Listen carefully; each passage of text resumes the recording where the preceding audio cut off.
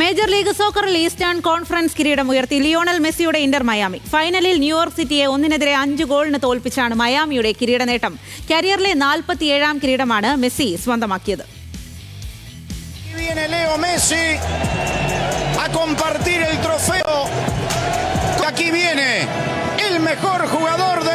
Leagues cup കൈവിട്ട മയാമിക്ക് major ലീഗിലെ ചരിത്രത്തിലെ ആദ്യ കിരീടമാണ് ഇതിഹാസ താരം ലിയോണൽ മെസ്സി നേടിക്കൊടുത്തത്.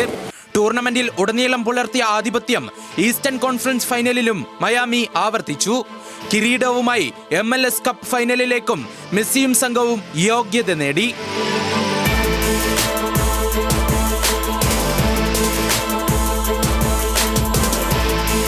തുടക്കം മുതൽ ആക്രമിച്ചു കളിച്ച മയാമിയെ 14ാം മിനിറ്റിൽ ടാഡിയോ അലന്റെ മുന്നിലെത്തിച്ചു. പിന്നാലെ വീണ്ടും അലന്റെ ന്യൂയോർക്ക് വല കുലുക്കി. സിൽവെറ്റിയും സെഗോവിയും മയാമിക്കായി ഗോൾ നേടി. മത്സരം അവസാനിക്കാൻ മിനിറ്റുകൾ ബാക്കി നിൽക്കെ അലന്റെ ഹാട്രിക് പൂർത്തിയാക്കി.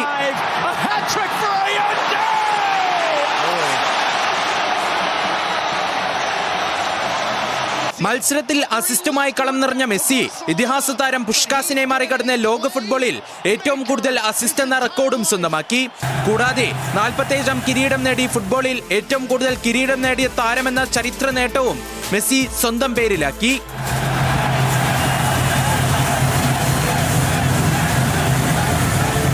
വെസ്റ്റേൺ കോൺഫറൻസ് ജേതാക്കളായ വാൻകൂവറാണ് MLS ഫൈനലിൽ ഇന്റർ മയാമിയുടെ എതിരാളികൾ. ഡിസംബർ 7-നാണ് കലാശ പോരാട്ടം. Sports desk, news Malayalam.